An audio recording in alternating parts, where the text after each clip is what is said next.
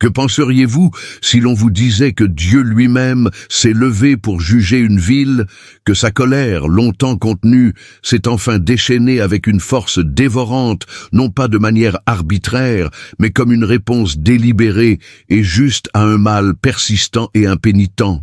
Et si cette ville n'était pas n'importe quelle ville, mais la puissante capitale du plus grand empire de son époque, une nation redoutée pour sa suprématie militaire et ses conquêtes impitoyables, une civilisation qui, autrefois, avait répondu à un avertissement divin, mais qui est désormais retombée dans ses anciennes voies, plus violentes et corrompues que jamais, et si la voix annonçant ce jugement ne venait pas d'un roi ni d'un général, mais d'un prophète, un homme relativement méconnu nommé Nahum, dont les paroles résonneraient à jamais comme un avertissement et un témoignage éclatant de la justice du Tout-Puissant. Le livre de Nahum, bien que bref avec seulement 3 chapitres, n'est ni une méditation douce, ni une ode poétique à l'espérance. C'est une proclamation retentissante de la justice divine, un oracle prophétique qui vibre à la fois de la fureur et de la fidélité du Seigneur. Ce message vise Ninive, capitale de l'Empire assyrien, une ville qui, au temps de Jonas, avait stupéfié le monde en se détournant de sa méchanceté pour accueillir la miséricorde divine. Cet instant de l'histoire avait été une démonstration éclatante de la compassion de Dieu et de sa disposition à pardonner.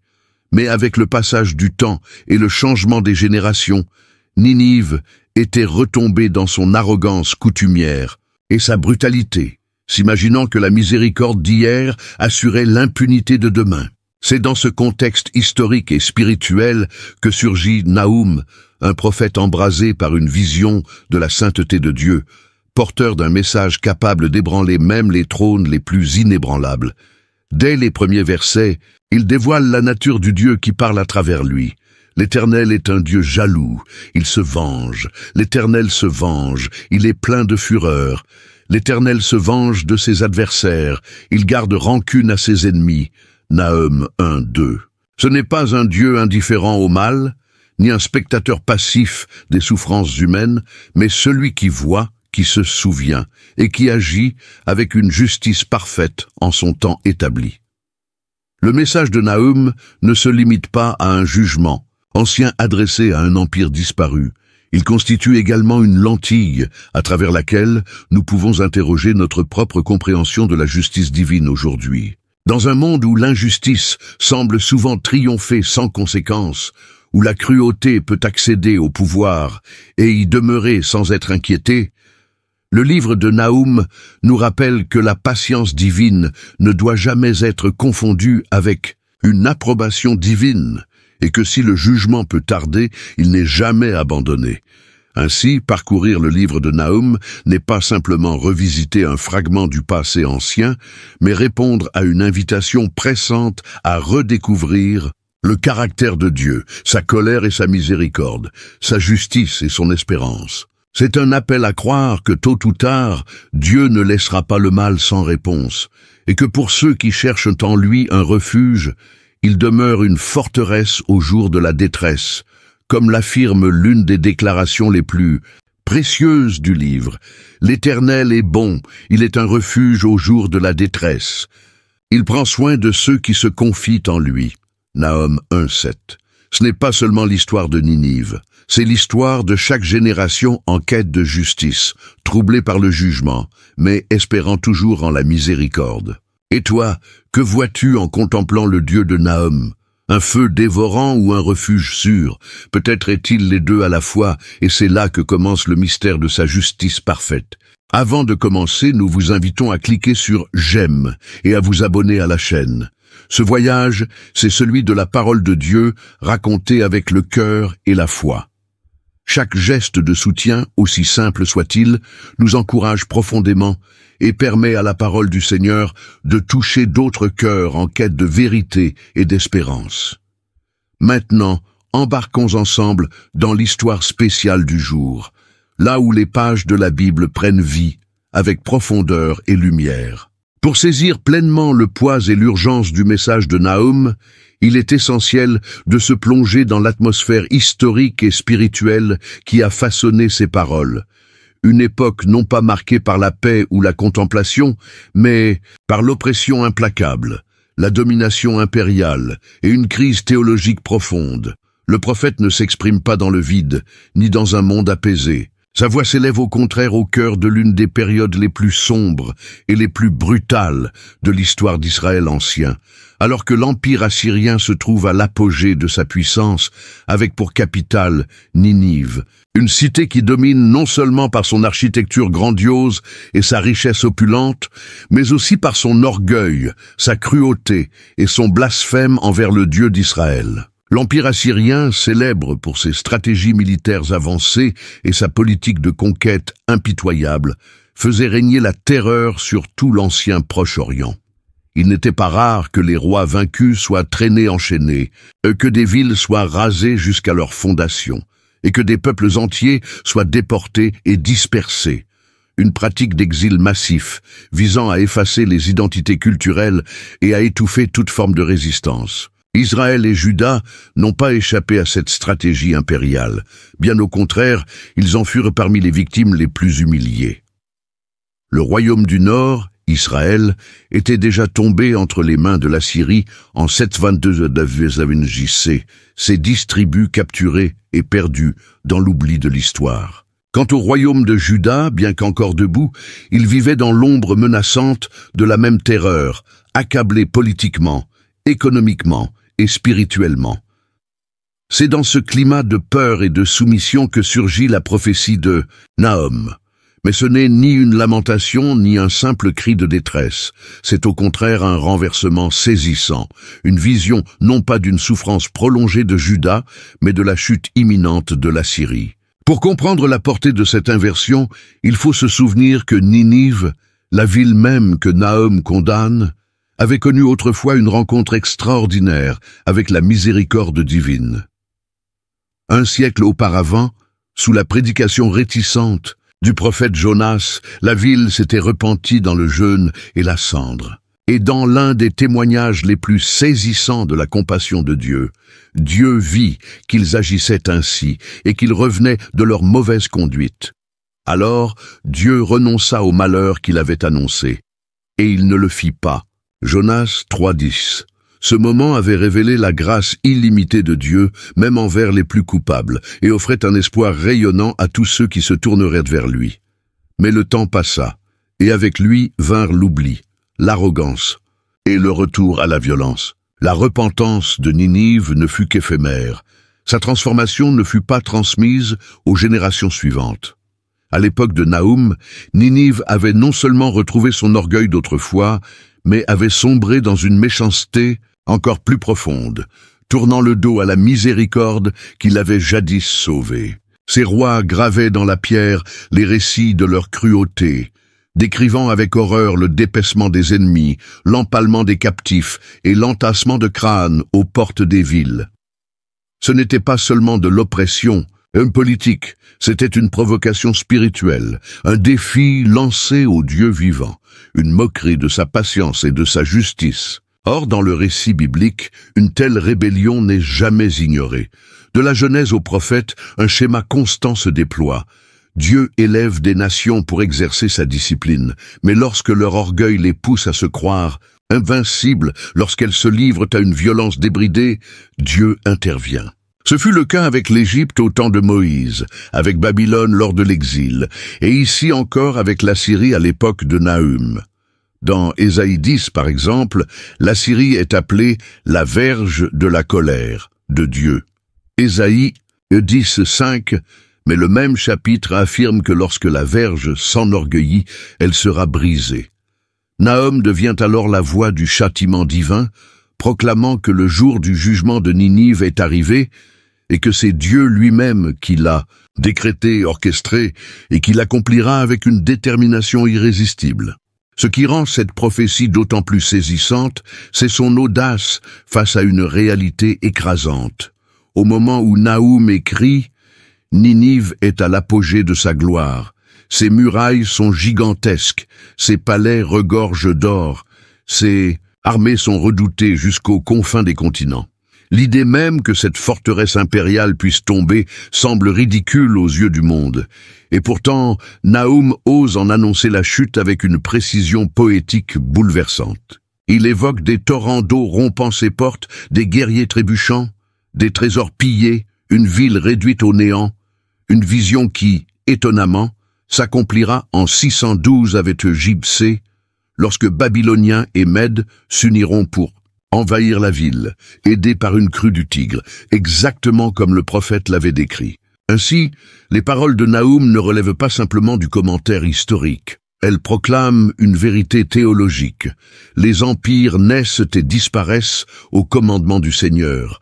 La repentance est réelle, mais le jugement l'est tout autant, et nulle puissance humaine ne peut se protéger des conséquences d'un mépris ouvert envers la justice divine.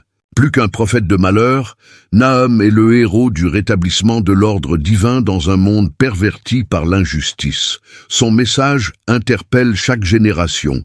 Comment exerçons-nous notre pouvoir? Que faisons-nous de la miséricorde une fois qu'elle nous a été offerte?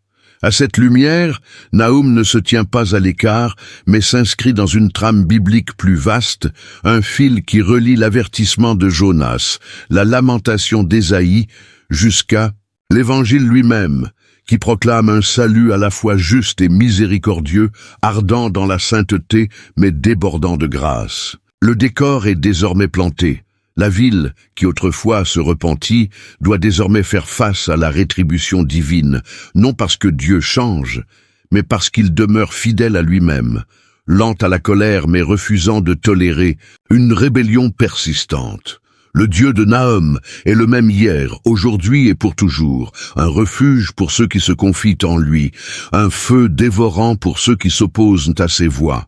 Et au milieu de l'effondrement des empires, une voix demeure, celle du Dieu qui juge avec justice, mais qui ne cesse d'appeler à la vie, à la crainte révérencieuse et à l'espérance en sa miséricorde. Prenons garde de ne jamais banaliser ce qui a coûté si cher à sa sainteté. Nahum 1, 2, 8.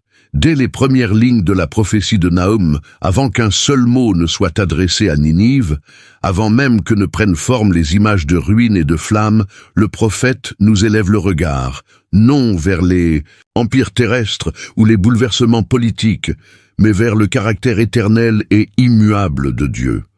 Ce mouvement n'est ni un simple artifice littéraire, ni une introduction théologique formelle. Il s'agit d'un acte délibéré, essentiel, de réorientation, car toute compréhension du jugement, de la justice ou du salut doit d'abord s'ancrer, non dans l'histoire humaine, mais dans l'identité divine. Ainsi, Nahum commence par ce qui ne peut être décrit autrement qu'un hymne doxologique, un chant tonitruant de la colère et de la justice de Dieu, une proclamation solennelle de qui est le Seigneur. Non pas en termes abstraits, mais à travers un langage façonné par sa fidélité d'alliance, sa jalousie sainte et sa passion inflexible pour la justice. L'Éternel est un Dieu jaloux, il se venge, l'Éternel se venge, il est plein de fureur, l'Éternel se venge de ses adversaires, il garde rancune à ses ennemis. Nahum 1, 2. Cette triple insistance sur la vengeance divine n'a rien d'excessif ni de vindicatif, mais elle s'enracine profondément dans la vision hébraïque d'un Dieu passionnément engagé envers son nom et son peuple. Le mot hébreu traduit par jaloux, kana, n'évoque pas une envie mesquine, mais une ardeur d'alliance, un amour fidèle et dévorant qui ne tolère ni la trahison ni l'injustice, surtout lorsqu'elle menace les vulnérables ou profane la sainteté divine. Cette représentation de Dieu tranche radicalement avec les divinités passives ou distantes des cultes païens. Car le Dieu d'Israël n'est pas détaché de sa création, il est profondément engagé, et lorsque le mal surgit, il ne détourne pas les yeux, il agit. Cependant, même au cœur de cette tempête d'indignation divine, Nahum refuse de nous laisser réduire Dieu à une divinité colérique lançant des éclairs depuis le ciel. Il introduit aussitôt une tension riche de sens. L'Éternel est lent à la colère, il est grand par sa force. Il ne laisse pas le coupable impuni. Nahum 1, 3a. Ici résonne l'écho de la révélation divine faite à Moïse sur le mont Sinaï, lorsque le Seigneur se présenta comme un Dieu miséricordieux et compatissant, lent à la colère, riche en bonté et en fidélité. Exode 34, 6, 7. Tout en affirmant qu'il ne tient pas le coupable pour innocent. Nahum s'appuie sur cette identité fondamentale de Dieu pour affirmer que sa colère n'est jamais impulsive mais mesurée, jamais arbitraire mais morale, et qu'elle découle non d'un caprice divin mais de sa bonté même. Il est patient, mais sa patience a une limite et sa puissance souvent contenue n'est jamais inopérante. Le prophète poursuit en dévoilant la majesté du règne de Dieu sur toute la création, en utilisant des images poétiques qui inspirent à la fois admiration et tremblement. Son chemin est dans le tourbillon et dans la tempête, et les nuées sont la poussière de ses pieds. Il menace la mer et la met à sec, il fait tarir tous les fleuves. Nahum 1.3b 4a. Ces descriptions ne sont pas de simples métaphores naturelles, mais de véritables déclarations théologiques qui nous renvoient à l'Exode lorsque Dieu ouvrit la mer Rouge, et au psaume où le Seigneur siège au-dessus des flots.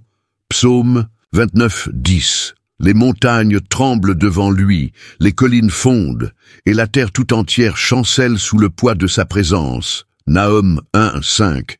Car il n'est pas confiné dans des temples ou des sanctuaires. Son autorité se fait sentir dans tout l'univers. Lorsque Dieu se lève, rien ne reste intact.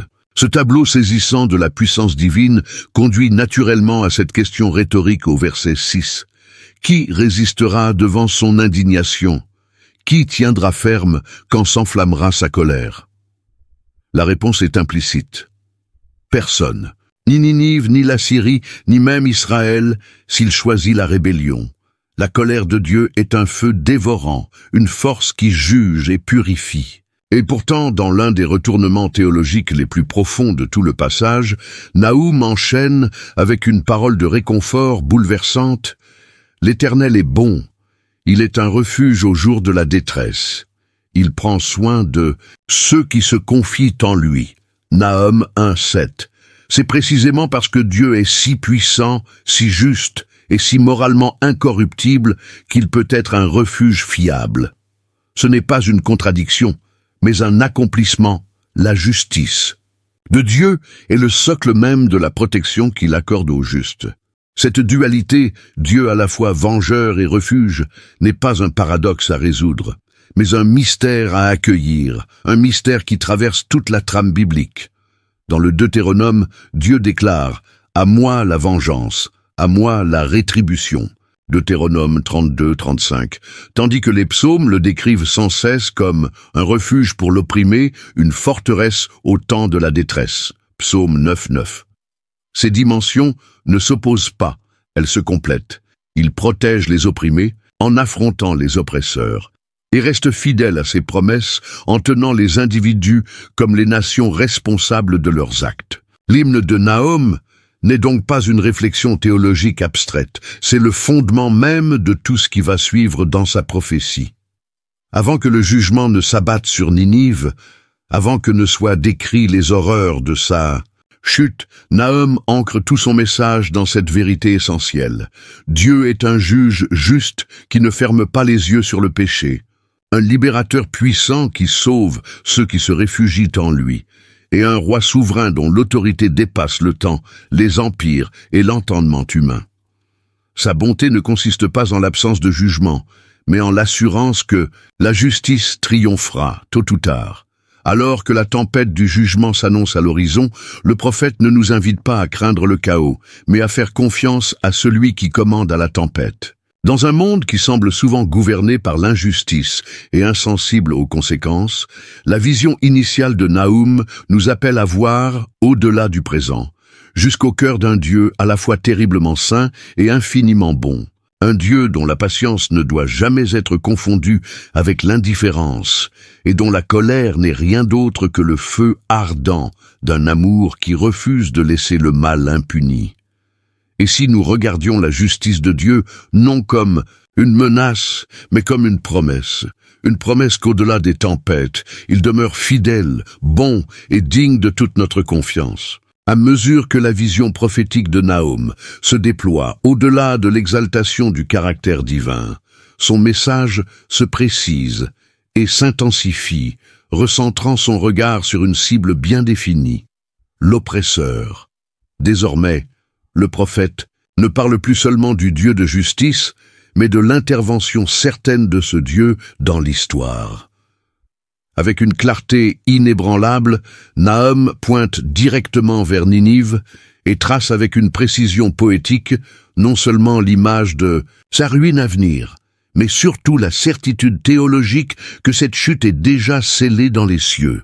Le ton employé n'est ni spéculatif ni conditionnel. Il est affirmatif, définitif, absolu, une déclaration non pas de ce qui pourrait advenir, mais de ce qui doit arriver, parce que c'est le Seigneur des armées qui l'a décrété. Quels que soient les projets qu'il forme contre, l'Éternel, il les détruira. Le malheur ne se reproduira pas deux fois. Nahum 1:9. Cette affirmation initiale regorge d'une force spirituelle saisissante, car elle révèle que les complots des méchants, aussi ingénieux ou acharnés soient-ils, sont ultimement impuissants face au dessein souverain de Dieu. Les Assyriens, célèbres pour leur tactique brutale et leur campagne de terreur inlassable, n'avaient pas seulement opprimé les nations, ils s'étaient aussi dressés contre le Seigneur lui-même, que ce soit par leurs prétentions idolâtres à une suprématie divine ou par leurs assauts sanglants contre son peuple d'alliance. Mais ici, Nahum proclame que leurs machinations sont vouées à l'échec et que leur rébellion sera anéantie une fois pour toutes. Un malheur si tranchant que jamais il ne ressurgira. On entend résonner ici le psaume 2, où les rois de la terre se liguent contre le Seigneur et son oint, et où Dieu du haut des cieux les tourne en dérision, psaume 2, 1, 4. Preuve que la souveraineté divine n'est jamais mise en péril par l'ambition humaine. Le prophète poursuit avec une image mêlant dévastation militaire et révélation spirituelle. Ils seront consumés comme des épines enchevêtrées, comme des buveurs enivrés, entièrement brûlés comme du chaume sec. Nahum 1:10. Ces métaphores ne sont pas fortuites. Les épines rappellent les motifs bibliques du sol maudit, Genèse 3:18, ou de la parabole du semeur, où elles étouffent la parole, Matthieu 13:22. Quant à l'ivresse, elle évoque la coupe de la colère de Dieu, comme celle que Jérémie évoque lorsque les nations doivent boire jusqu'à l'étourdissement le vin de sa fureur, Jérémie 25:15. Nahum tisse ainsi ensemble les fils du jugement historique et de la justice cosmique, suggérant que la chute de Ninive n'est pas qu'un événement géopolitique, mais un prélude eschatologique à la manière dont Dieu jugera tout royaume qui s'élève contre lui. Verset 11, le ton se resserre autour d'une accusation personnelle. De toi est sorti celui qui médite le mal contre l'Éternel, celui qui forme de mauvais desseins. Nahum 1:11. Ce quelqu'un désigne probablement un roi assyrien, Sennachérib, ou Assurbanipal, des figures qui ont non seulement anéanti des cités et asservi des peuples, mais aussi ouvertement défié le Dieu d'Israël. Dans l'imaginaire prophétique, l'Assyrie est devenue l'incarnation même de la puissance antidivine, un nouveau Babel, un pharaon réincarné, un Goliath arrogant. Mais tout comme ces figures furent abattues en leur temps, le conspirateur de Ninive sera lui aussi terrassé, non par la force humaine, mais par la main souveraine du Seigneur. Et c'est précisément ici, sur le fond dramatique du jugement imminent de Ninive, que Nahum introduit un contrepoint bouleversant, la promesse de délivrance pour le peuple de Dieu. Ainsi parle l'Éternel. Quoiqu'ils soient au complet et nombreux, ils seront fauchés et disparaîtront. Je t'ai humilié, ô Juda, mais je ne t'humilierai plus. Je briserai maintenant son joug de dessus toi, et je romprai tes liens. Nahum 1:12-13. Ces paroles frappent d'une force différente, non plus la foudre du jugement, mais la caresse d'une rédemption. Pour Juda, longtemps courbé sous le joug assyrien, voici le renversement divin qu'on n'osait plus espérer. Le Dieu qui a permis l'épreuve se lève maintenant pour la faire cesser, pour briser les chaînes, pour relever les têtes. On y reconnaît l'écho tendre de l'Exode. Lorsque Dieu dit à Moïse, « J'ai vu la misère de mon peuple en Égypte, et je suis descendu pour le délivrer. » Exode 3:7. Le jugement contre Ninive ne constitue donc pas une vengeance isolée, mais s'inscrit dans un dessein rédempteur plus vaste.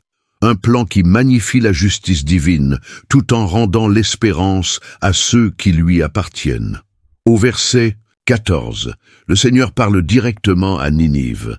« L'Éternel a donné cet ordre contre toi, Ninive. Ton nom ne sera plus perpétué. J'exterminerai de la maison de ton Dieu les idoles et les statues. Je préparerai ton sépulcre, car tu es méprisable. » Nahum 1:14. Le langage est chirurgical, implacable. Il vise l'identité même de l'Empire, annonçant non seulement sa chute politique, mais son effondrement spirituel. La destruction des idoles et l'effacement du nom signalent un effacement complet, un jugement si total que même la mémoire aura peine à s'en souvenir. Ce destin rappelle celui d'autres empires impies dans l'Écriture, tels Babylone, Ésaïe 47, ou Édom, Abdias, où la justice divine ne se contente pas d'une défaite temporaire, mais poursuit un rétablissement total de l'ordre saint. Et soudain, dans un contraste saisissant, d'une beauté poétique bouleversante, Nahum se tourne à nouveau vers Juda et proclame « Voici sur les montagnes les pieds du messager qui annonce la paix.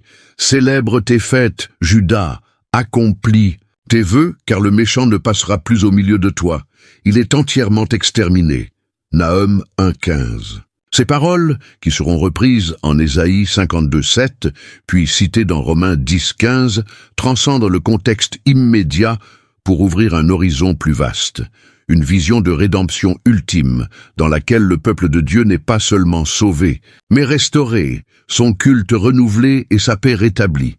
La bonne nouvelle n'est pas ici un concept abstrait. Elle s'incarne dans l'arrivée de la justice, dans la chute de l'oppresseur, dans le retour à une adoration sainte, longtemps étouffée par la peur. Ainsi, alors que le chapitre 2 s'ouvre sur la description de l'invasion qui entraînera la chute de Ninive, le fondement théologique a déjà été posé. Ce n'est pas simplement une guerre, mais une délivrance divine. L'élévation et l'effondrement des empires, l'éclatement des idoles, la libération des opprimés, tout cela jaillit du cœur d'un Dieu qui voit, qui se souvient et qui rachète. Et c'est dans cette tension entre la fureur du jugement et la douceur de la restauration que le message de Nahum s'élève comme un chant d'espérance, non pas seulement pour hier, mais pour toutes les générations qui soupirent après la justice et espèrent en la fidélité du Dieu vivant. Nahum 2:3-13. Alors que la prophétie entre dans son deuxième chapitre, le ton et la texture du message de Nahum changent. L'annonce théologique laisse place à une vision prophétique. La déclaration devient description, comme si le voile séparant la prescience divine de la réalité historique était tiré en arrière. Ce qui fut proclamé avec certitude dans le chapitre précédent se déploie désormais en images saisissantes, presque cinématographiques. Une scène de chaos, de confrontation et d'effondrement, non pas seulement causée par la guerre humaine, mais accomplie comme un jugement divin exécuté à travers les instruments de l'histoire. Nahum, ici, ne se contente pas d'annoncer la chute de Ninive, il la peint avec une urgence brûlante, tissant la perception spirituelle au rythme du combat. La vision s'ouvre sur l'apparition d'une armée terrifiante, surgissant soudainement et de manière implacable. Les boucliers de ces héros sont rouges, ces soldats sont vêtus d'écarlate, l'acier des chars étincelle au jour, où l'on s'y prépare, et les lances sont brandies. Nahum 2:3. La couleur rouge, évoquée pour les boucliers et les habits, peut certes représenter le sang, ou refléter l'uniforme teint des envahisseurs, babyloniens ou mèdes, mais elle porte surtout un poids symbolique plus profond. Elle manifeste la colère divine, rendue visible, l'incarnation de cette fureur décrite précédemment. L'éclat des métaux, les lances affûtées, ne sont pas de simples détails militaires. Ils soulignent que cette armée n'agit pas seule, mais est mue, consciemment ou non, par la volonté souveraine de Dieu. celui-là même qui avait déclaré « J'ai donné un ordre contre toi ». Nahum 1, 14. Le prophète poursuit avec une image de mouvement frénétique. Les chars s'élancent dans les rues, ils bondissent sur les places. On dirait des flambeaux, ils courent comme des éclairs. Nahum 2, 4. La ville, jadis symbole d'ordre, de richesse et de contrôle, n'est plus qu'un théâtre de panique et de confusion. La puissance écrasante de la machine de guerre, de Ninive, autrefois crainte dans tout le monde antique, est maintenant retournée contre elle-même. Les comparaisons aux torches et à l'éclair expriment la vitesse et la violence, mais évoquent aussi la présence du feu divin, motif prophétique récurrent de jugement et de purification. Ésaïe 66, 15, 16. Ézéchiel 21, 9, 10. L'imagerie de Nahum vise moins à impressionner qu'à éveiller le lecteur au drame spirituel qui sous-tend le tumulte humain. Alors que le conflit s'intensifie, les défenseurs de Ninive, autrefois redoutés, chancellent.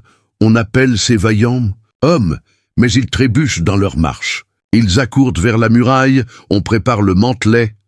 Nahum 2.5. Il y a ici une ironie poignante. Les meilleurs soldats de Ninive, choisis pour leur bravoure, sont montrés en train de trébucher, non parce qu'ils manquent de compétences, mais parce que Dieu a ordonné leur chute. Cela rappelle le psaume 33, 16, 17. Le roi n'est pas sauvé par une grande armée. Le cheval ne donne pas la victoire. Lorsque Dieu se lève pour juger, aucune force humaine ne peut lui résister. Et Nahum veut que son auditoire comprenne que la défaite de Ninive n'est pas simplement militaire, mais théologiquement inévitable. Puis vient le point culminant, à la fois symbolique et historique. Les portes des fleuves s'ouvrent et le palais s'effondre. C'est décrété. Elle est mise à nu, emmenée captive. Ses servantes gémissent comme des colombes. Elles se frappent la poitrine. Nahum 2, 6, 7. Ce passage est non seulement un sommet littéraire, mais aussi une probable allusion historique, car certaines sources suggèrent que la crue du Tigre contribua à rompre les défenses de Ninive lors de sa chute en 612 AVPUF J.C. L'eau, symbole ambivalent dans l'Ancien Testament, porteur de vie et d'anéantissement, comme dans le déluge ou la mer Rouge, devient ici l'instrument du jugement divin. L'effondrement du palais, les lamentations des servantes, l'exil annoncé, tout indique un renversement total, non seulement des structures visibles, mais aussi de l'orgueil, de l'héritage et des illusions de sécurité. Nahum poursuit sans relâche. Ninive est comme un bassin dont les eaux s'écoulent. « Arrêtez, arrêtez !» crie-t-on, mais personne ne se retourne. Pillez l'argent, pillez l'or. Il y a des trésors sans fin, des richesses innombrables. Nahum 2, 8, 9. L'image du bassin qui se vide illustre une perte irréversible. L'écoulement d'une puissance autrefois pleine est désormais incapable de se retenir. Les cris désespérés pour stopper la fuite, que ce soit de la part des chefs ou des citoyens, restent vains. La mention du butin, argent, or, rappelle l'orgueil matériel de Ninive, fruit de pillage et de commerce, maintenant abandonné aux mains de ses ennemis. Cela fait écho à Proverbe 11, 28. Celui qui se confie dans ses richesses tombera. Ninive, bâtie sur la violence et l'excès, regarde impuissante ses trésors glissés entre ses doigts. Enfin, la section s'achève sur une méditation funèbre, un contraste douloureux entre ce que Ninive était et ce qu'elle est devenue. On pille, on dévaste, on ravage. Les cœurs défaillent, les genoux fléchissent, tous les reins tremblent, tous les visages pâlissent. Nahum 2.10. L'horreur n'est pas exagérée, elle est humaine, poignante. La vulnérabilité remplace la puissance. Puis vient une question mordante. Où est le repère des lions, ce lieu où se nourrissaient les lionceaux? Où allèrent le lion, la lionne et leurs petits, sans que personne les trouble? Nahum 2, 11. Ce symbole évoque la propagande assyrienne, où le lion représentait la puissance royale, la domination divine. Mais aujourd'hui, même cette image est moquée. Que vaut un repère de lion sans lion? Que vaut une force dont Dieu a détourné son regard? Nahum conclut avec l'ultime parole de Dieu. « Voici, je viens contre toi, dit l'Éternel. » des armées. Je réduirai tes chars en fumée, l'épée dévorera tes lionceaux, je retrancherai de la terre ta proie, et l'on n'entendra plus la voix de tes messagers. Nahum 2,13. Il n'y a aucune ambiguïté. C'est Dieu lui-même qui s'est levé contre Ninive, et son jugement atteint chaque strate de sa civilisation. Puissance militaire, descendance royale, richesse économique, voix impériale. Les messagers, qui proclamaient autrefois la terreur, seront réduits au silence. Non par lassitude, mais parce que leur source de pouvoir a été coupée à la racine. Ainsi, ce passage n'est pas simplement le récit d'un siège ou d'un effondrement. Il est une révélation théologique. Lorsqu'une nation bâtit sa grandeur sur le sang et l'orgueil et qu'elle s'élève au-dessus de l'ordre moral établi par Dieu, elle devra tôt ou tard faire face à la justice du souverain des nations. Nahum ne laisse place ni à la jubilation ni à la vengeance. Il nous offre un miroir solennel sur ce qu'il advient lorsque la puissance devient perversion et que la miséricorde est méprisée. Ninive, jadis dévoreuse, est désormais dévorée, non par hasard mais parce que le Seigneur des armées a rendu son verdict et nul ne peut lui résister. Et à travers cette ruine, c'est l'appel de Dieu à l'humilité et à la crainte qui résonne pour chaque cœur humain. Nahum 3, 1, 7. Après avoir dressé le tableau saisissant de la destruction imminente de Ninive au chapitre 2, Nahum ne poursuit pas simplement son récit du jugement. Il pénètre plus profondément, jusqu'à l'essence morale et spirituelle de cette condamnation, exposant avec une clarté implacable les causes de cette ruine annoncée. Ce n'est pas une destruction aveugle, ni une fureur divine déchaînée sans fondement. Ce qui suit est une mise en accusation solennelle, une révélation des péchés enracinés et systémiques, dissimulés sous les apparences de puissance, de richesse et de gloire impériale. Le prophète devient la voix non seulement du jugement, mais de la justice, s'inscrivant dans la grande tradition prophétique des Écritures, celle où le châtiment de Dieu n'est jamais dissocié de sa justice, et où la justice de Dieu ne se détache jamais de la vérité sur la corruption humaine. Malheur à la ville sanguinaire, pleine de mensonges, remplie de pillages, qui ne cesse de ravir. Nahum 3:1. Dès cette première ligne, Nahum prononce un malheur divin, une formule familière dans les oracles prophétiques d'Ésaïe, de Jérémie et même de Jésus, à chaque fois comme signe non seulement de calamité imminente, mais d'une condamnation morale irrévocable. Ninive, jadis resplendissante de force et de grandeur, est maintenant démasquée comme une ville baignée dans le sang, non pas par accident, mais par choix. Le mot hébreu damim, au pluriel, suggère une répétition de violence, une oppression systémique, un cycle continu de cruauté. Mais l'accusation ne s'arrête pas aux violences physiques, elle englobe aussi la tromperie, pleine de mensonges, et la cupidité, remplie de pillages, signalant que les péchés de Ninive s'étendent des champs de bataille jusqu'aux places commerciales, une corruption enracinée dans le pouvoir, les relations et l'économie. Cette corruption multiforme n'est pas invisible aux yeux de Dieu, et Nahum le souligne par le martèlement sonore des versets 2 et 3. On entend le bruit du fouet, le fracas des roues, le galop des chevaux, le roulement des chars.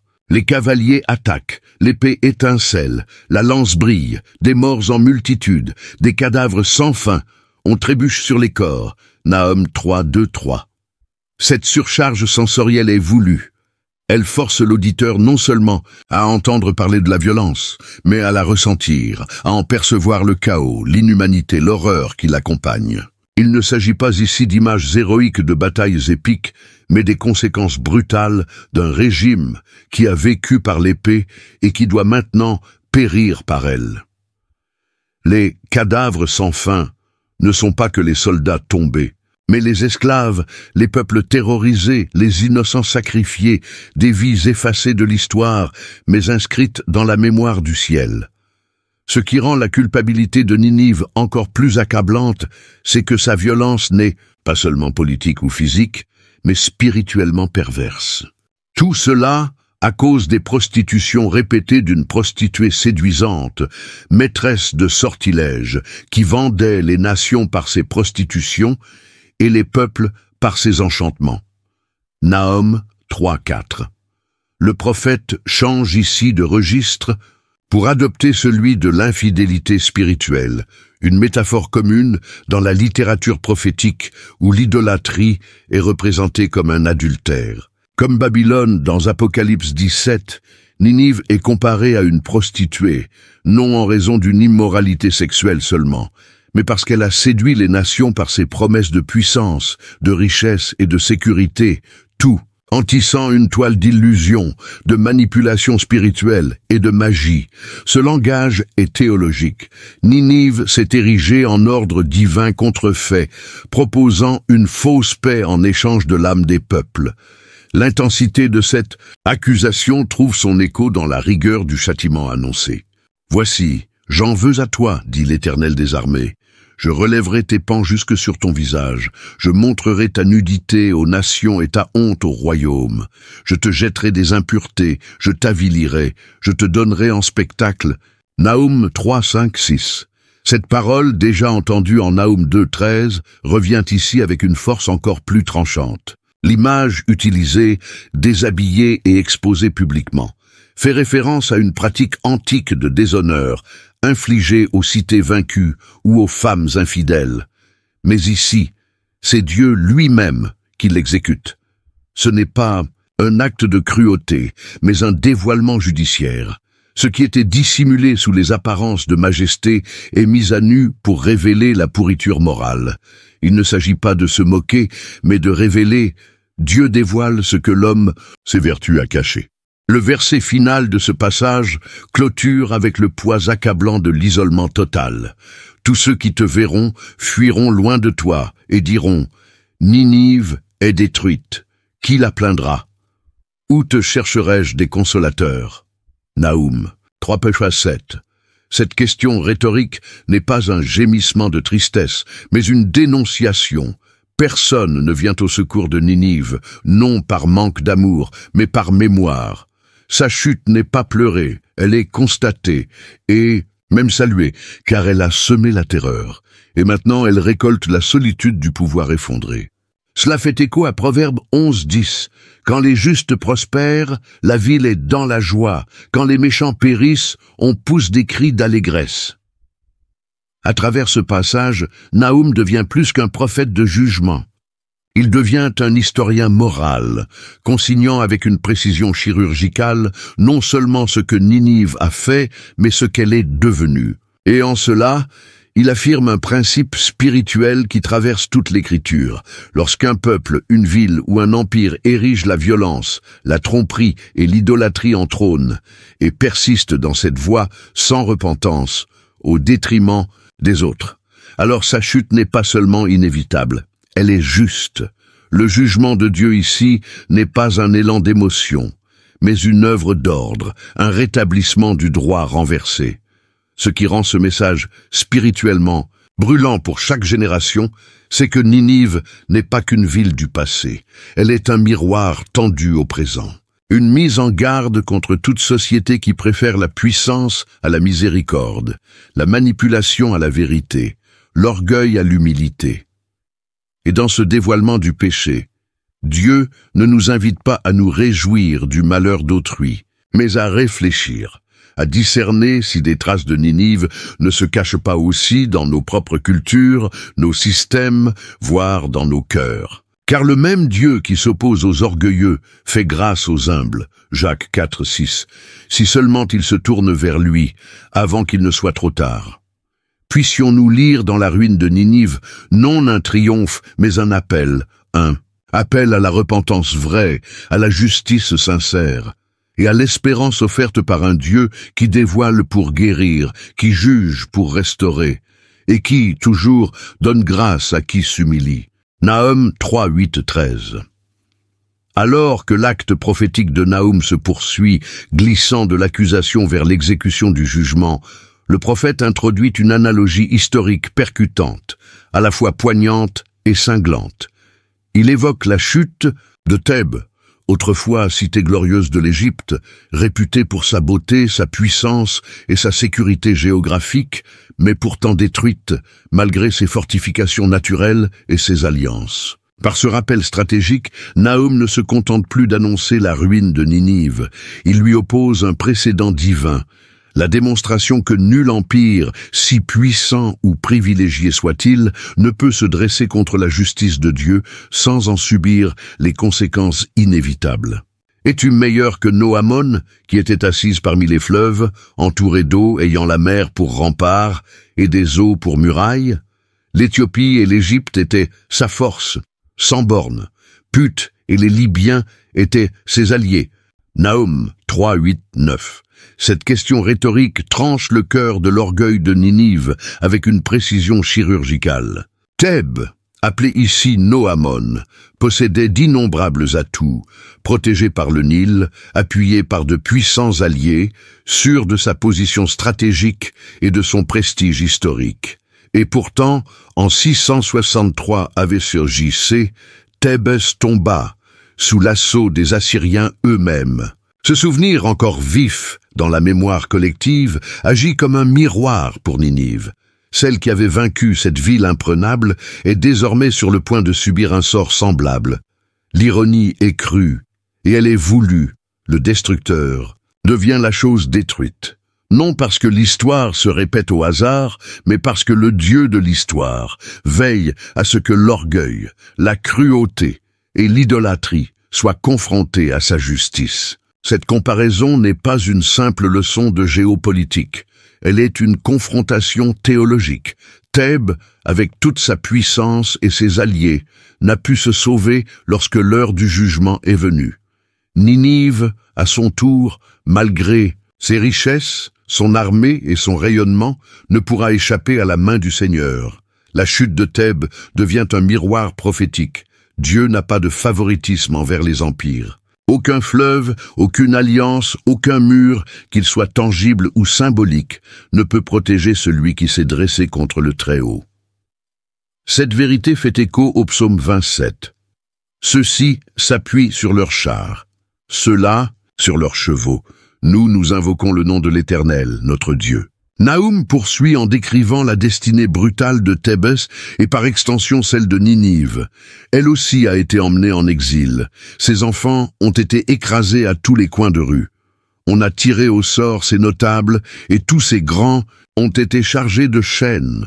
Nahum 3, 10. L'image est crue, violente, mais elle reflète exactement les atrocités que l'Assyrie elle-même infligeait autrefois aux nations vaincues. Ce n'est pas seulement un récit de souffrance, c'est une justice implacable. La violence semée revient en moisson. Le massacre des enfants, l'humiliation des élites, ce ne sont pas que des tragédies, ce sont les échos d'un principe éternel. On ne se moque pas de Dieu. Ce qu'un homme sème, il le moissonnera aussi. Galates 6, 7. Il ne s'agit pas d'un retournement de fortune aveugle, mais d'un jugement mesuré, inéluctable. Le prophète descend ensuite au cœur même de la désintégration, non seulement militaire, mais morale, existentielle. Toi aussi tu seras enivré, tu te cacheras, tu chercheras un refuge contre l'ennemi. Toutes tes forteresses sont comme des figuiers chargés de fruits mûrs. On les secoue et ils tombent dans la bouche de celui qui les mange. Nahum 3, 11, 12. L'image de l'ivresse, fréquente chez les prophètes, Ésaïe 51, 22, Jérémie 25, 15, désigne ici non pas la fête, mais la stupeur, la panique, la perte de repères provoquée par le jugement divin. Ninive chancelle, non à cause du vin, mais sous le poids de la colère de Dieu. Quant aux forteresses, jadis, symboles de sécurité et d'orgueil, elles sont réduites à des figues mûres, prêtes à tomber au moindre souffle, une moquerie subtile mais implacable. Cette image fait écho au figuier stérile maudit par Jésus. Marc 11, 12, 14. Ce qui semble prospère en apparence n'a en réalité aucune substance. Enfin, Nahum frappe au centre névralgique de l'identité de Ninive, son peuple. Voici, ton peuple est comme des femmes au milieu de toi. Les portes de ton pays sont grandes ouvertes à tes ennemis. Le feu a dévoré les verrous de tes portes. Nahum 3, 13. L'expression « comme des femmes » dans le contexte culturel antique désigne ici une perte totale de courage et de force guerrière, sans porter un jugement de valeur sur les femmes elles-mêmes. Ce qui était redouté devient faible. Ce qui était craint s'effondre. Les portes jadis infranchissables sont ouvertes non par une attaque extérieure, mais parce que la puissance intérieure s'est dissipée. Le feu, image du jugement, ne détruit pas seulement les murs. Il consume l'illusion de grandeur jusqu'à ses racines. Par cette section, Nahum ne décrit pas simplement la fin d'un empire. Il démonte le mythe de la puissance invulnérable. En comparant Ninive à Thèbes, en exposant la fragilité de ses défenses, il proclame une vérité qui dépasse son temps. Aucune ville, aucun roi, aucune civilisation ne peut durer lorsqu'elle est fondée sur l'injustice, l'orgueil et l'illusion de l'impunité. Ce qui est arrivé à Thèbes n'était pas une exception, c'était un signe. Ce qui arrive à Ninive n'est pas une surprise, c'est la suite logique du dessein de Dieu inscrit dans l'histoire. Ce passage interpelle donc non seulement Ninive, mais toutes les nations, tous les peuples, tous les individus. Il invite à la lucidité, à ne pas se fier aux apparences de sécurité ou de prospérité, mais à sonder les fondations. Sont-elles faites de vérité et de justice, ou reposent-elles sur le déni et l'orgueil? Car si Thèbes a pu tomber, si Ninive, la terreur des nations, a pu être mise à nu, qui donc pourrait se croire hors de portée de la justice divine? Et si le message de Nahum, loin d'être un avertissement lointain, était une voix encore actuelle, qui nous exhorte à abandonner nos sécurités illusoires pour revenir au seul refuge véritable, la justice et la miséricorde du Dieu vivant? Nahum 3, 14, 19. Alors que la vision prophétique de Nahum atteint sa conclusion, le ton devient de plus en plus solennel, non pas parce que la fureur du jugement s'atténue, mais parce que l'empire jadis orgueilleux se tient désormais en silence. Écrasé sous le poids de sa propre ruine, le langage de la finalité se dépose comme une cendre après l'incendie.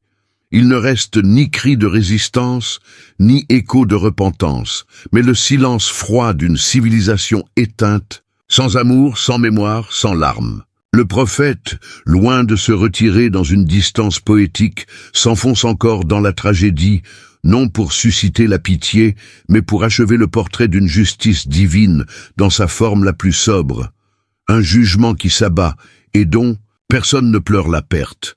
Nahum commence cette dernière section non pas par la description de la chute, mais par une injonction moqueuse, une ironie amère déguisée en conseil. Puise de l'eau pour le siège, répare tes forteresses. Entre dans l'argile, foule le mortier, répare les briques. Nahum 3,14. Ces impératifs, qui pourraient sembler être un appel à la résistance, sont en réalité une satire sombre. Ils soulignent la futilité de l'effort humain lorsque le décret divin a déjà été prononcé. La même ville qui se vantait jadis de ses murs imprenables et de sa force incomparable est maintenant exhortée à courir dans tous les sens pour survivre. Mais aucun puits ne suffira, aucune muraille ne tiendra, car l'issue est scellée. Cela rappelle Jérémie 51-58, où il est dit « La muraille de Babylone sera rasée, car ce sont des efforts vains. » Tenter de préserver ce que Dieu a condamné, c'est non seulement inutile, mais révélateur de l'illusion de contrôle face à la souveraineté divine. Le prophète poursuit en ôtant toute illusion d'espoir. Là, le feu te dévorera, l'épée t'exterminera, comme des sauterelles, elles te consumeront. Nahum 3,15a. Le feu et l'épée ne sont plus des menaces à conjurer, mais des réalités à accueillir. L'image des sauterelles, fréquemment utilisée dans les Écritures pour symboliser le jugement, Joël 1, Exode 10, prend ici un ton ironique. Celle qui, comme un fléau de sauterelles, avait autrefois dévasté les nations, sera désormais elle-même dévorée, non par la nature ou par la stratégie humaine, mais par la volonté inébranlable de Dieu. Puis, dans un retournement inattendu, Nahum évoque brièvement la grandeur passée de Ninive. « Multiplie-toi comme les sauterelles, multiplie-toi comme les criquets. Tu avais plus de marchands que les étoiles du ciel, et ils disparaissent comme les sauterelles. » Nahum 3:15b-16. Son pouvoir économique, sa richesse et son réseau commercial semblaient inépuisables, aussi vastes que les étoiles. Mais, comme les sauterelles qui se nourrissent puis s'envolent, les partenaires de Ninive disparaîtront dès que la crise surviendra. Ce qui était autrefois abondance devient abandon. Cela fait écho à Apocalypse 18:11-17, où les marchands pleurent Babylone, non par affection, mais parce que leur source de profit s'est tarie, une image forte de la trahison des alliances, fondée sur l'avidité.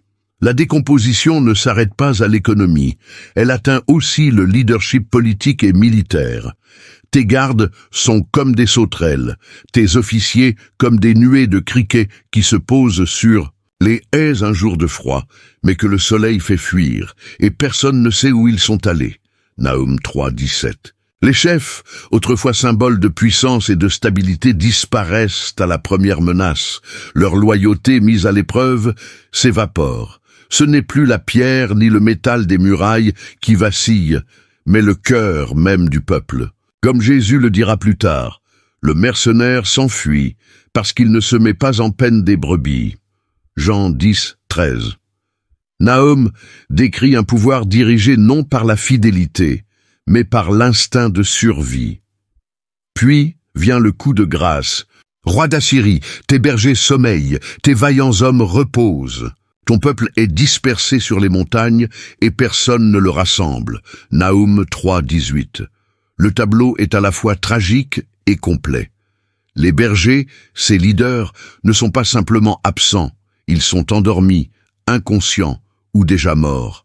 Les nobles, instruments de commandement, sont inertes. Le peuple, comme un troupeau sans pasteur, fuit en tous sens, perdu, vulnérable, sans personne pour l'appeler. Cela rappelle Ézéchiel 34, où Dieu accuse les bergers d'Israël et promet d'intervenir lui-même, mais ici, aucune telle. Et promesse n'est faite, car il ne s'agit pas d'un peuple d'alliance en besoin de correction, mais d'un empire impie en train d'être démantelé. Le dernier verset de Nahum est peut-être le plus glaçant. Il n'y a point de remède à ton mal, ta plaie est mortelle. Tous ceux qui entendront parler de toi applaudiront ta chute, car qui n'a pas été frappé par ta cruauté incessante? Nahum 3:19. Ainsi se ferme le livre, non sur une lueur d'espérance, mais sur l'irréversibilité du jugement. La blessure est incurable, non parce que Dieu refuserait de pardonner, mais parce que Ninive a franchi chaque frontière de la grâce, repoussant chaque appel au repentir. Les applaudissements des nations ne sont pas une jubilation cruelle, mais un soulagement collectif, la libération d'un joug oppressif. La question finale, qui n'a pas subi ta cruauté sans fin, est à la fois une constatation historique et une validation théologique. La justice de Dieu est accomplie. Mais cette conclusion n'annule pas la miséricorde divine, elle en révèle la limite. Une miséricorde méprisée devient un jugement scellé. La mort de l'empire assyrien, sans pleurs et sans sépulture, devient un avertissement à tous, et ceux qui s'imaginent inaccessibles, qui bâtissent leur royaume sur la peur, l'injustice et le mépris de Dieu. Tandis que la poussière retombe sur les ruines de Ninive, la voix de Nahum continue de résonner, non seulement pour raconter la fin d'un pouvoir ancien, mais pour rappeler à chaque génération que le Dieu qui juge les nations est aussi celui qui élève les humbles, qui protège les justes et qui demeure, à travers le feu et les eaux, inébranlablement saint et souverain. Et nous, que bâtissons-nous ? Sur le sable mouvant de la puissance humaine ou sur le roc immuable de la justice de Dieu. Car si Ninive est tombée, ce n'est pas l'histoire qui se répète, c'est Dieu qui se révèle. Alors que la poussière du jugement retombe et que la voix jadis tonitruante de l'Assyrie s'éteint dans le silence de l'histoire, le livre de Nahum ne nous laisse pas simplement avec l'image d'un empire effondré ou l'écho de la colère divine. Il nous offre des vérités spirituelles profondes, intemporelles, qui dépassent les limites de la culture, du temps et des frontières géographiques. Bien qu'il soit rempli du langage de la guerre, du châtiment et de la chute, Nahum n'est pas seulement un récit de vengeance historique, c'est une méditation théologique puissante sur la justice de Dieu, sur la vanité de l'orgueil humain et sur l'espérance inébranlable offerte à ceux qui se réfugient en lui. La chute spectaculaire de Ninive devient le canevas sur lequel Dieu révèle des leçons plus profondes concernant son identité et la manière dont il gouverne le monde, des leçons toujours aussi vitales aujourd'hui que dans l'Antiquité. La première de ces leçons est peut-être la plus essentielle. Dieu est à la fois infiniment patient et immuablement juste, et ces deux attributs ne s'opposent pas, mais s'unissent parfaitement. Ninive, souvenons-nous, avait autrefois bénéficié d'une grâce extraordinaire à l'époque de Jonas, lorsque toute la ville, du roi au peuple, s'était repentie dans la cendre et le sac, et que Dieu avait suspendu sa main. Jonas 3, 5, 10. Cet épisode demeure l'un des témoignages les plus clairs de la miséricorde divine, même envers les pires pécheurs, lorsque le repentir est authentique. Mais le livre de Nahum nous montre ce qu'il advient lorsque la miséricorde est méprisée, lorsque la repentance n'est qu'un feu de paille, et lorsqu'un peuple qui s'était détourné de la violence y retourne avec une ardeur redoublée. Le résultat n'est pas seulement un jugement, mais un jugement irrévocable, un rappel solennel que si l'Éternel est lent à la colère, Nahum 1.3, il ne laisse pas impuni le coupable. La patience de Dieu ne doit jamais être interprétée comme de l'indifférence, ni son silence comme une approbation. Elle est une extension de la grâce qui, si elle est rejetée, laisse l'âme exposée au plein poids de sa sainteté. Ensuite, Nahum nous enseigne que la puissance, lorsqu'elle est séparée de la justice, devient son propre instrument de ruine. Car ni la force militaire, ni la richesse économique, ni la domination culturelle ne peuvent protéger une nation ou un individu des conséquences de la décadence morale. Ninive possédait tout ce que le monde considère comme signe de grandeur, une position stratégique, d'immenses ressources, des armées redoutées et une réputation qui faisait trembler les royaumes. Pourtant, elle est tombée, non faute de stratégie, mais faute d'intégrité. Ce principe traverse toute l'Écriture, de la chute de Babylone dans Ésaïe 13 aux avertissements adressés à Tyr et à Sidon dans Ézéchiel, et culmine dans le Nouveau Testament où Jésus déclare « Ce qui est élevé parmi les hommes est une abomination devant Dieu » Luc 16, 15. Nahum parle ainsi non seulement au monde ancien, mais à toute époque où les empires s'élèvent sur le lot des opprimés, oubliant que le Dieu qui élève les rois est aussi celui qui les renverse. Mais peut-être que la leçon la plus intime et personnelle du livre de Nahum est la suivante. La véritable sécurité ne se trouve pas dans la puissance humaine, mais dans le caractère de Dieu. Au cœur même d'un texte rempli d'images, terrifiantes et de proclamations de destruction, le prophète insère un verset comme une lumière dans la tempête. « L'Éternel est bon, il est un refuge au jour de la détresse. Il prend soin de ceux qui se confient en lui. » Nahum 1.7. Ce verset n'est pas en contradiction avec le reste du livre, il en est le fondement. Car la justice de Dieu n'est pas un feu incontrôlé, mais une flamme disciplinée. Son jugement ne découle pas d'un caprice, mais de sa fidélité à défendre ce qui est juste et à protéger ceux qui sont écrasés par l'injustice. Pour Juda, accablé sous le poids de l'Assyrie, cette promesse n'était pas symbolique mais vitale. Elle annonçait un salut réel, historique, annonciateur du salut plus grand encore, qui viendrait par le Christ, là où la justice et la miséricorde s'embrassent pleinement à la croix.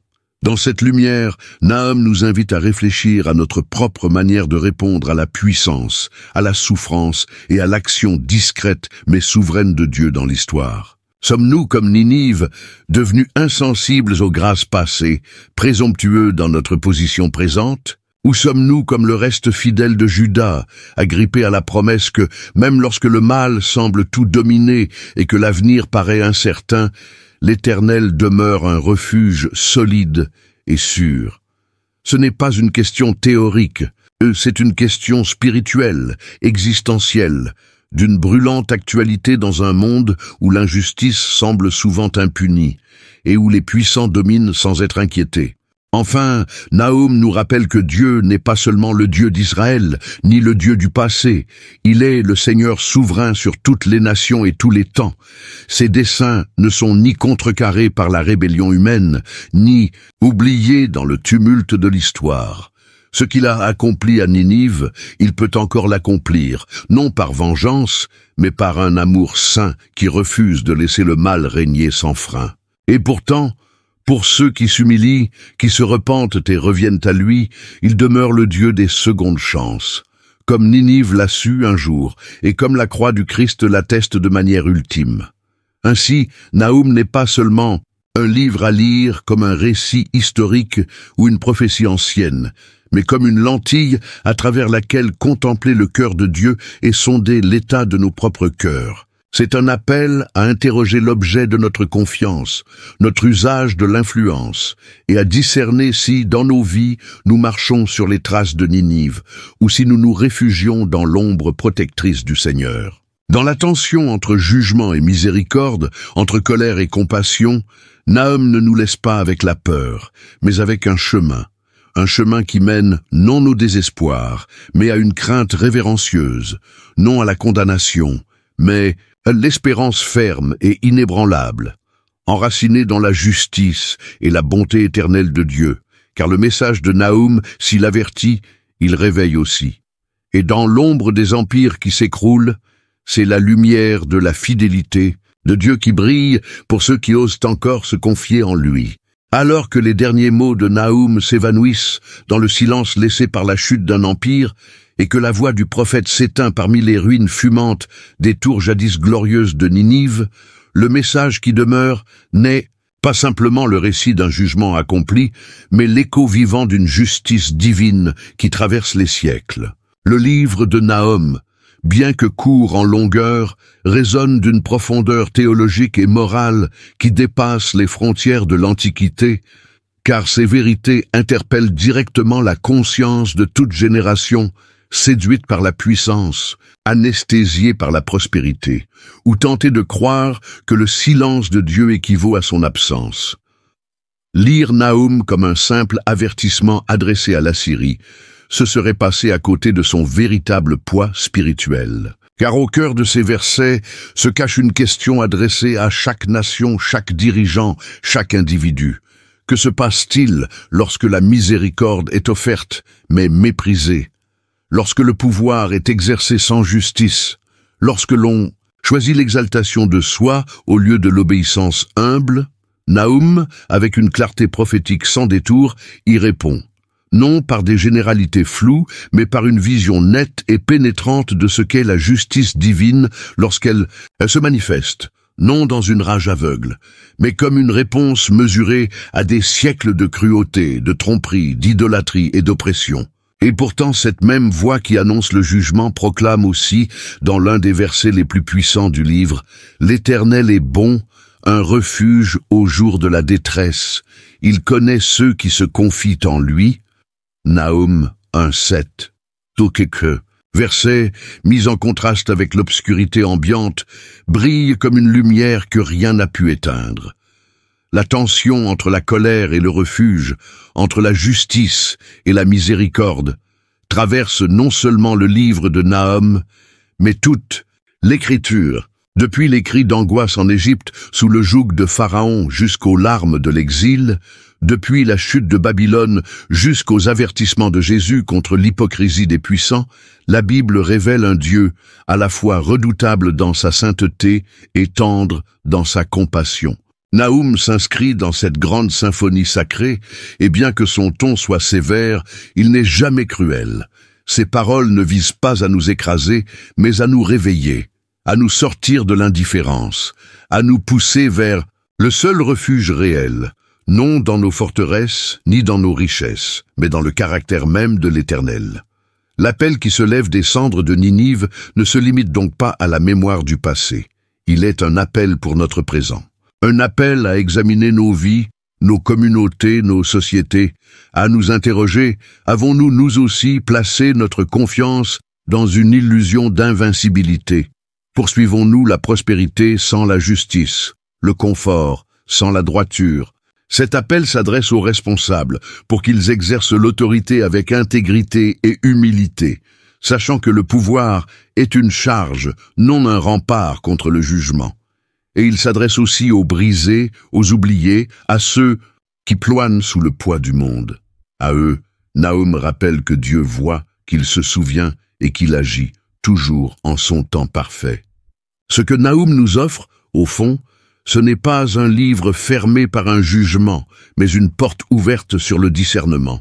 Il nous enseigne à lire l'histoire non comme une succession aveugle de montées et de chutes, mais comme le théâtre d'une justice divine, patiente et précise. Il nous rappelle que même si le mal semble prospérer un temps, même si les empires dominent des siècles durant, aucun trône ne peut rester debout s'il défie le roi des rois.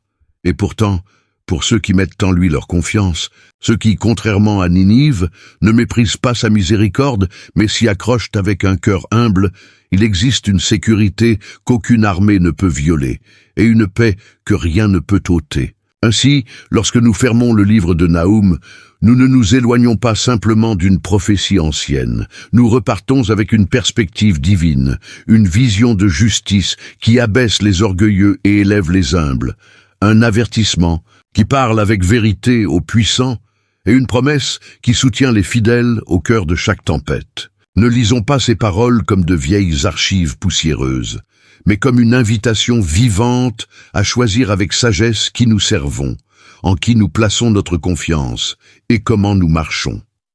Car l'Éternel est lent à la colère et grand par sa force, il ne laisse pas le coupable impuni. Nahum 1:3, et pourtant il est aussi un refuge au jour de la détresse, et il connaît ceux qui se confient en lui.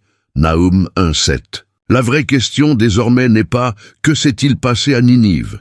mais bien « que se passera-t-il en nous ?»